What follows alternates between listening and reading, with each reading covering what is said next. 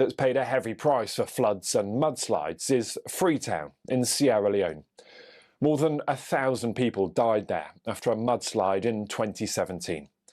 Since then, the mayor of Freetown has made big changes to the city in a bid to make it more resilient. And she's also the co-chair of a group of 40 mayors around the world, all dedicated to fighting the impact of climate change. Yvonne Aki-Sawyerr, welcome to Talking Business. And just describe what happened with these devastating mudslides. Just explain what impact it's had on the city. The mudslide that everybody thinks of and remembers is the one of the 14th of August 2017, when 1,000 people died in less than 3 minutes. But every year that has followed, we've had similar incidences on a much smaller scale, but nevertheless really devastating. Just a week ago, I was sitting with a family who'd lost four family members, 3 of whom were children. So the impact of these mudslides, of the floods, of the impact of climate change on an environment which is being built without the necessary development controls, is devastating, both economically, from the perspective of loss, but much more importantly, from a social perspective, the mourning and the loss of families. It just doesn't make sense for year after year for there to be people whose futures are cut short because of an environmental disaster, which really we should be able to control. And as you said, it's sort of twofold. One is a lot of deforestation that was responsible for those mudslides as people move and they need places to live. And also the way that property is being built. Just explain that double whammy. The impact is double whammy, but it has a number of layers. The first thing, as you rightly said, is extensive deforestation, really fueled by rural urban migration, as our population has been growing exponentially. It's a very small city. Freetown is only 82 square kilometers. We represent 0.1% of the landmass of the country, but we house 20% of the population, and that number keeps growing every day. We in Freetown City Council embarked on Freetown the Tree Town, a campaign to plant 1 million trees. We're now at 1.2 million trees. We don't just plant them, we grow them. So they're monitored, they're tracked. It creates employment, but the pace of deforestation is currently outpacing our pace of reforestation. We've now set ourselves a target of 5 million trees by 2028. And in order for us to successfully do that, we're entering the carbon market, which is really an ambitious initiative for us, but one that we're making steady progress with.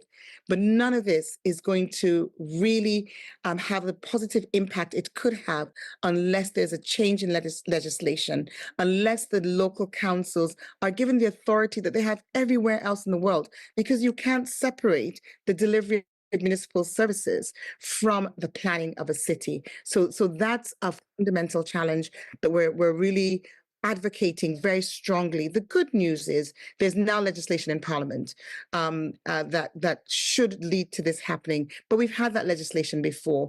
It's not what you say, it's what you do. So this time around, we need to see that legislation enforced and implemented, executed, so that we can save lives, save properties, and really have the resilient city that we need in the face of the ongoing climate breakdown.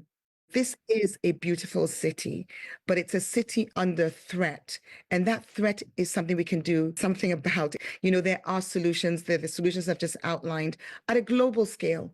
I know that what we're experiencing is now a global phenomena for different reasons. Yeah. Climate change is real, and its impact is being felt in cities across the world. Flooding is not unique to Freetown, and the consequences of that are impacting lives globally. Now, you've directly witnessed the impact of climate change on you and the city and people that you know.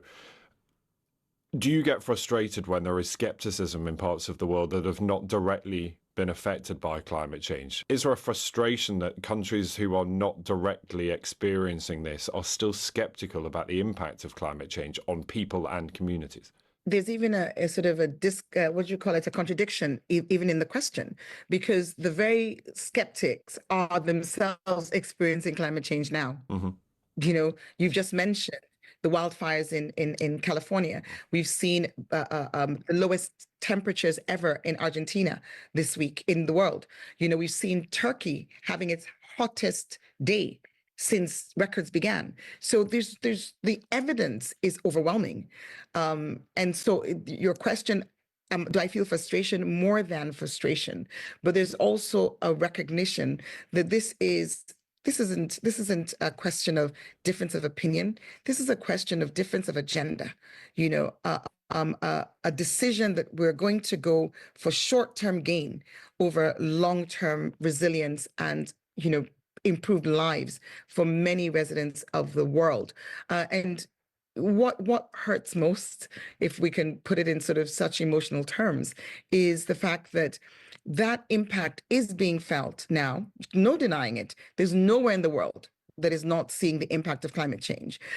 But the extent, the severity of that impact differs, not just in terms of the severity, but resilience. When you have your population that is almost 100% uninsured and already among the poorest in the world, that impact on those communities, that population differs from what happens if the same climate event is experienced on a population that has insurance, that has medical care, that has really the structures in place to enable people to rebuild their lives after going through a climate event. So the injustice that comes from the refusal of those in a position to make a difference, making that difference, denying that the climate crisis is real, is an injustice that we cannot walk away from. The discussion has changed to adaptation now. This is not about how do we prevent this. This is how do we live with it. So the question then becomes who, if it's an admission of failure, who's failed? Those who had the opportunity and the ability to make a difference, certainly not us who are advocating and continue to advocate. It's not a failure of the movement. It's a failure of governments, big money, fossil fuel industry to do what should have done, to make the cutbacks in carbon emissions that we required to give us all a better future. That hasn't happened, but it doesn't mean that we've failed. We can't fail. We have to remain hopeful and we have to be strategic as we go forward. We know we're not going to get to 1.5, but what can we achieve? We can't stop saying reduce carbon emissions. We can't keep going at the pace that we're going at now. Adaptation has to become part of the narrative. It already is, because as we've said already, the impact is clear. It's being seen every day. But do we want it to get worse than this? Do we want it to get to a point where the planet is unlivable? No. So the tipping points are being breached, but we're still able to make a difference. So it is incumbent, it is actually the responsibility of us all to not give up on this fight. We need to continue to engage and put pressure on those who see today as being more important than tomorrow. Yvonne Aki-Sawyerr, thank you for being on the programme with us this week. It's good to talk to you. Thank you. Thank you. While existing cities adapt to the